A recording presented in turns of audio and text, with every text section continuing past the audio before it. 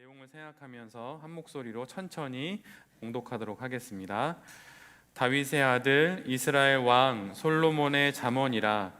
이는 지혜와 훈계를 알게 하며 명철의 말씀을 깨닫게 하며 지혜롭게 공의롭게 정의롭게 정직하게 행할 일에 대하여 훈계를 받게 하며 어리석은 자를 슬기롭게 하며 젊은 자에게 지식과 근신함을 주기 위한 것이니, 지혜 있는 자는 듣고 학식이 더할 것이요 명철한 자는 지략을 얻을 것이라.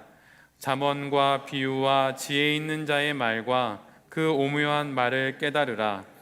여호와를 경외하는 것이 지식의 근본이거늘 미련한 자는 지혜와 훈계를 멸시하느니라. 아멘. 오늘은 잠언 1장의 말씀을 갖고 다시 시작하는 베렙이라고 하는 제목으로 함께 하나님 말씀을 나누도록 하겠습니다. 잠언의 말씀은 읽다 보면 참 은혜가 많이 됩니다. 왜냐하면 그 잠언의 많은 말씀들이 그 짧은 경구 하나만으로도 내가 어떻게 삶을 살아야 하는지, 아니면 이 순간에 내가 어느 길을 선택해야 하는지 아주 큰 지침이 되기 때문이에요. 근데 사실은 잠언의 말씀이 그렇게 우리에게 들려질 수 있는 이유가 있는데, 그것은 그 잠언이라고 하는 그 한자 때문입니다. 그 잠언이라고 하는 말의 한자를 풀어보면 이런 말씀이에요. 바늘로 찌르는 말씀들, 이런 뜻입니다. 우리가 때로는 무엇인가 내 앞에 이익이 되는 것을 찾으러 가려고 할 때, 그래 한 번만 눈 감으면 이것 통해서 내 사업 조금 더 열릴 수 있을 것 같아. 그럴 때 잠언의 말씀이 바늘처럼 쿡 찌르는 거예요. 그러면 안 된다. 그게 기회처럼 보이지 사실은 유혹이다. 이렇게 말씀하는 것이죠. 물론 다른 많은 말씀들과 또 하나님의 은혜로운 그 성경 구절들이 우리에게 그렇게 알려주시지만, 특별히 잠언은 늘 언제나 짧은 경구 하나로 마치 극약 처방을 하듯 그렇게 우리에게 말씀을 전해 주십니다. 그래서 그렇게 잠언 말씀을 읽게 되는데, 오늘 잠언 1장 1절은 우리에게 이렇게 말씀을 해요. 다윗의 아들 이스라엘 왕 솔로몬의 잠언이라. 물론 잠언 안에는 솔로몬을 제외한 다른 저자들도 뒤에 약간 나오긴 합니다.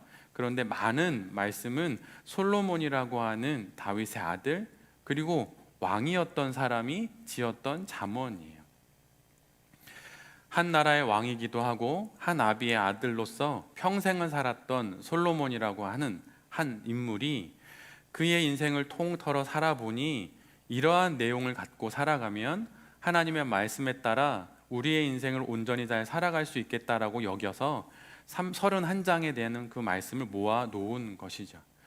그래서 때로는 1년에 성경 통독을 하는 스케줄을 보거나 그럴 때 보면 그 1년 동안 있는 원이어 바이블이라는 성경책이 있는데, 거기에 보면 매일 조금씩 읽어서 한 달에 한 장 정도씩 잠언 성경을 읽게 하는 그런 배치로 되어 있기도 하는 성경도 있습니다. 그런데 여러분, 만약 여러분이 한 나라의 왕이고 누구의 딸이고 누구의 아들로서 마지막 무엇을 남긴다면 하찮은 것을 남길 수 있을까요?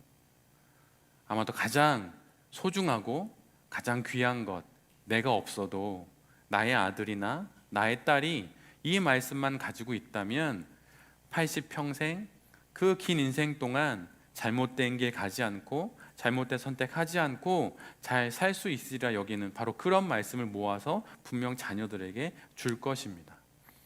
오늘 솔로몬이 바로 그 말씀들을 모아서 우리에게 그 말을 전해주는 거예요. 1장 1절은 솔로몬이 저는 다윗의 아들입니다, 이스라엘의 왕입니다, 이렇게 말한 이후에 2절부터 본격적으로 자신이 하고 싶은 이야기를 전하게 됩니다. 언뜻 읽어보면 비슷한 의미의 좋은 말들을 열거해 놓은 것처럼 보이지요. 그리고 신앙생활을 오래한 우리들에게는 그 말이 그 말 같고 또 이 말이 이 말 같고 그렇게 들립니다. 그런데 이 부분을 조금 낯설은 번역본으로 읽어드리면 이렇게 읽어드릴 수 있어요. 어떻게 해야 바르게 잘 살 수 있는지 가르치고 인생의 의미가 무엇이며 어디로 흘러가는지 알리려고 기록한 말이다. 유진 피터슨이 번역한 메시지의 번역인데요, 이 잠언을 읽으면 우리가 알게 되는 것이 있다고 하는 거예요.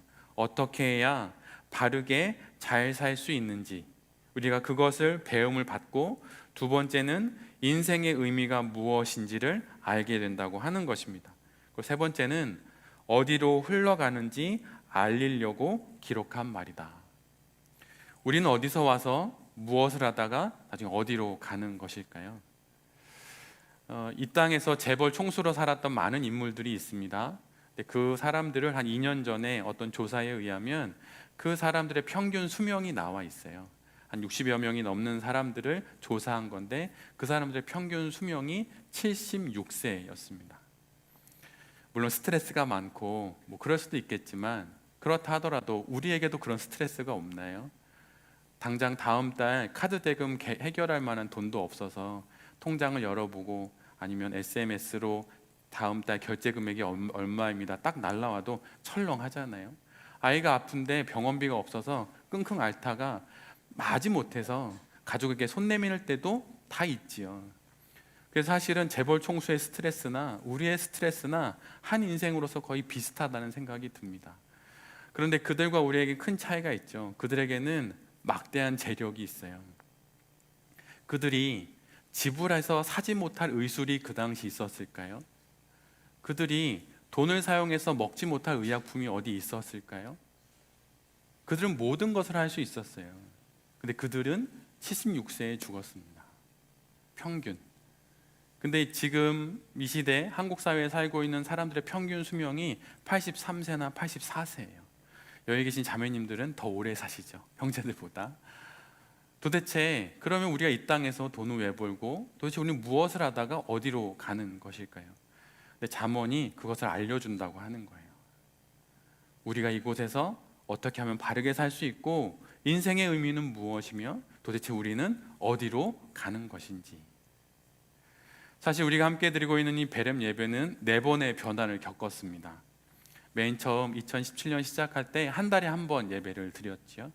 그러다 2019년부터는 매주 한 번씩 예배를 드렸습니다. 그러다가 세 번째는 9시쯤 예배를 드리다가 이제는 8시로 시간 앞당겨서 예배를 드렸죠. 그리고 또 세월이 지나 어느새 7년여가 되는 올해에 들어서는 이 수요 직장인 예배로 함께 모이게 됩니다. 왜 하나님께서 우리를 이토록 다양한 방식으로 바꿔가면서 우리로 하여금 예배를 드리게 하실까요? 그것은 우리의 목적이 비록 생업을 위해서 돈을 벌고, 저 역시 목회를 하면서 생활비를 벌지만 우리의 목적이 그것이 아니라고 하는 거예요. 우리가 이 땅에 살아가는 그 이유가 무엇입니까? 그것은 하나님께 예배하기 위함이에요. 우리가 함께 모여 이렇게 예배를 드리기도 하지만 흩어져서는 어떻게 예배를 할까요? 내가 사업의 현장에서 맺는 그 계약이 하나님께서 받으시는 예배가 되는 거예요. 내가 사업의 현장에서 수행하고 있는 그 프로젝트가 하나님께서 받으시는 예배가 되는 거예요.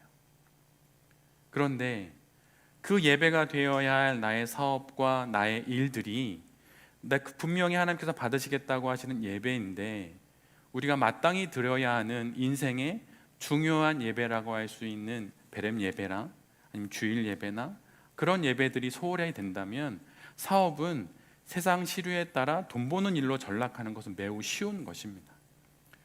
여러분, 목회도 그냥 편안하게 말하면 돈벌이처럼 할 수 있어요.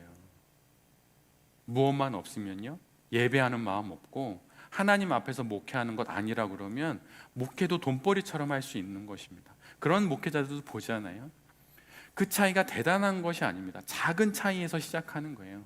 하나님 앞에 예배하는 것이 나의 인생이다. 그것을 아는데, 나는 목회자로 불러주셨으니 나는 목회를 통해서 하나님께 예배하는 것이다라는 것을 알 때, 그때 정말로 나의 목회자의 삶이 그분이 받으시는 예배가 되는 것이죠. 우리가 5억 10억 매출을 올리고 그것을 하나님께 올려드리면 주님이 받으시겠습니까? 주님이 돈 없는 분이 아니에요. 그분이 뭐가 부족하시겠습니까? 우리로 하여금 예배를 받기 원하시는데, 주일에 교회에서의 예배뿐만 아니라 내가 월요일부터 토요일까지 일하는 그 삶의 현장에서도 예배를 받고 싶으시다고 말씀하시면서 우리를 이 공동체로 묶어주셨고, 우리로 하여금 그것을 상기하라고, 다시 기억하라고 이 수요 직장 예배를 다시 또 한 번 허락해 주신 것이죠. 우리가 그것을 기억할 때 나의 돈벌이가 나의 돈벌이로 그치지 않고 하나님의 사역이 될 수 있는 거예요. 사업이 사역이 될 수 있는 것입니다. 제가 종종 말씀드리듯 저는 목회를 사업하듯 할 수 있겠죠. 하나님의 사업하듯. 근데 여기 계신 모든 우리 대표님들은 여러분의 사업을 목회하듯 해야 하는 거예요. 기도하며 내가 선택해야 되는 이 사업의 선택들이 마땅히 해야 될 일인지 아닌지, 내가 이번 기회를 잡아야 하는지 놓아야 하는지 목회하는 마음으로 내가 내 사업체를 하나의 교회라고 여기고 그 선택을 해야 하는 것입니다. 근데 그것이 홀로 있을 땐 할 수 없어요. 빌리 그레이엄 목사님이 대단한 부흥회를 많이 인도하지 않으셨습니까? 근데 그분이 부흥회를 마치고 숙소에 들어가면 늘 언제나 그분이 묵는 숙소 왼쪽과 오른쪽 그 앞은 스텝들이 늘 묵었어요. 왜 그럴까요? 목회자가 언제 제일 실족합니까? 한껏 하나님의 도구로 쓰임받는 그 부흥회의 절정 가운데 말씀을 선포하고 그 다음에 홀로 있을 때 그가 실족하기 때문이에요. 목회자들이 타락하게 된 그 책들을 읽어보십시오. 다 홀로 있을 때 다 그런 일을 저질렀습니다. 우리는 다를까요? 여러분 그렇지 않아요. 돈의 유혹에 여러분 저는 돈이 많으니 괜찮습니다. 저는 돈이 아예 없으니 괜찮습니다. 정말 그렇지 않습니다. 돈 한 장에 이 계약 사인 한번 해주는 것으로 내 통장에 1,000만 원 찍힌다면 그런 것도 할 수 있어요. 혼자라면 그런 유혹에 넘어갑니다.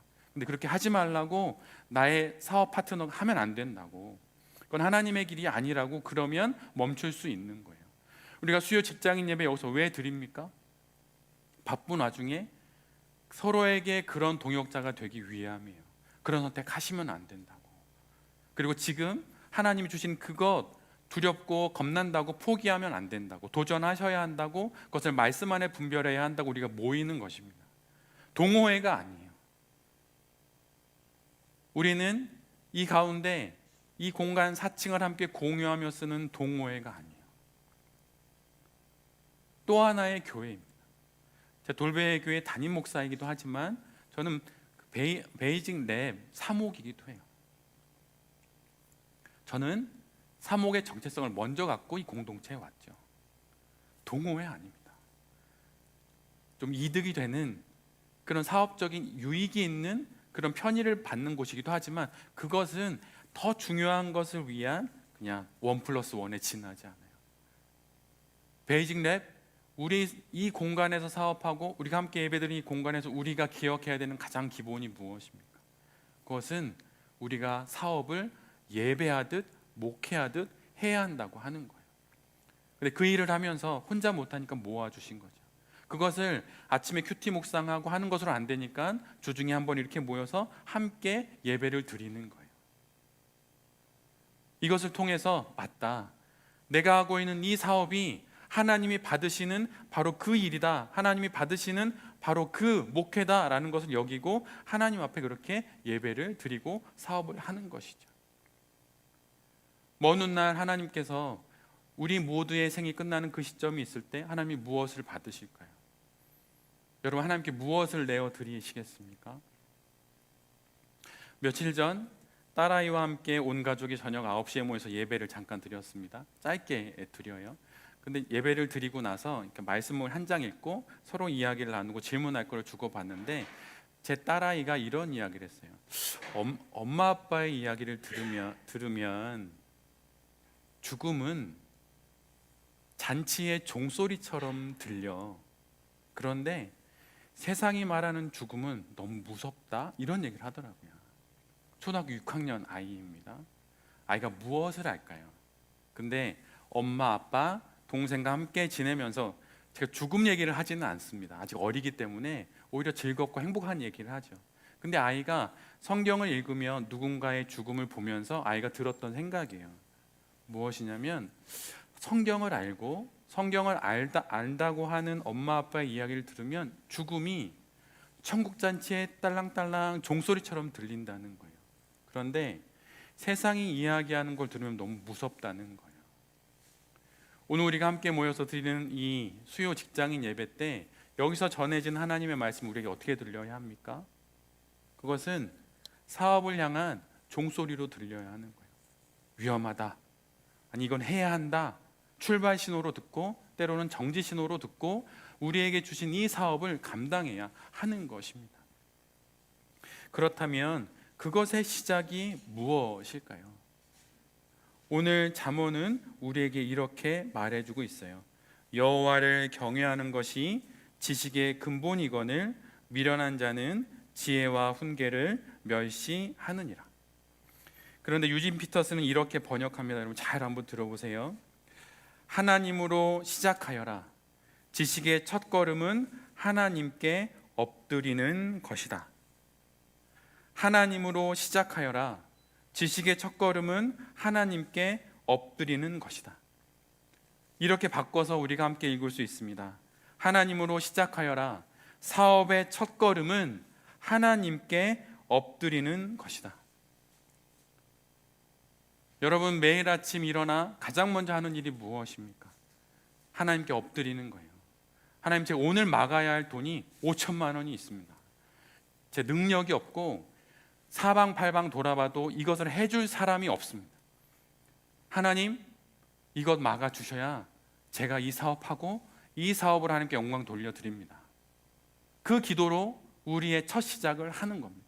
아침에 일어나서 핸드폰 돌려서 그 새벽에 7, 8시에 돈 좀 보내달라고 말하는 게 아니에요. 목회도 사업은 아니지만 목회하다 보면 돈이 필요할 때가 있어요. 정말 막막합니다. 돌병의 교회도 다음 달 운영비라고 해야 될까요? 그게 없는 거예요. 그럼 어떻게 합니까? 우리나라 성씨 중에 고집이 센 성씨가 셋이 있죠. 순서대로 아시나요, 여러분? 예, 안강최입니다. 제가 안씨예요. 우리 교회 전도사님이 강씨고요, 장로님이 최씨입니다.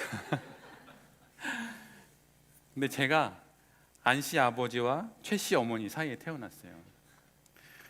고집이 또 상당합니다. 돈 없다는 얘기 잘 안 해요. 안 하는 게 아니라 묻기 전엔 안 합니다. 교회가 막막해요. 근데 그때 여러 분들, 기도하는 분들의 도움으로 그 고비를 넘겼어요. 사업하는, 목회하는 저에게 이 정도의 고집이 있다면 사업하시는 분들은 이 세상 속에서 더 큰 고집이 있어야 되죠. 조사에 의하면 한국 사회의 기독교인은 16%입니다. 불교도는 17%고 가톨릭은 6%예요.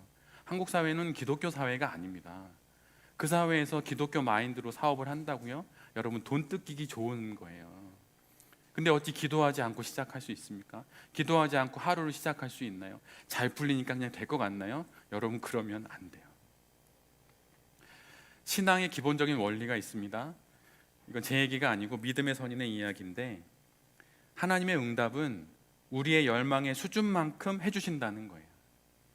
내가 만약 지나가면서 하나님 2천만 원 필요해요 이렇게 읊조리면 하나님이 그래 알았다 이렇게 넘어가신다는 거예요.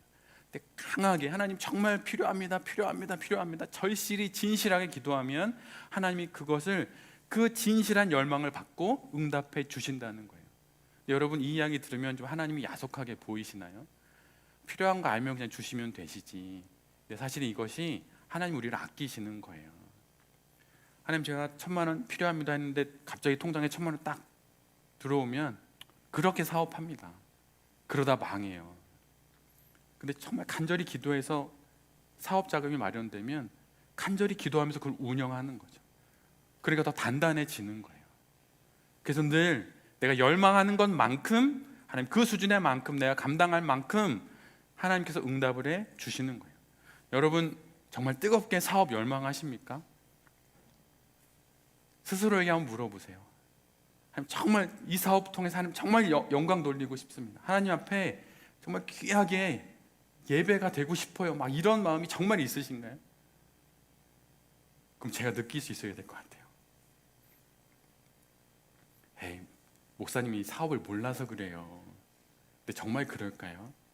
여러분 숨어 있는 것은 시간이 지나면 드러나게 되어 있어요. 몇 번 말씀드렸듯 인도의 속담처럼 표범의 줄무늬는 밖에 있고 사람의 줄무늬는 안에 있죠.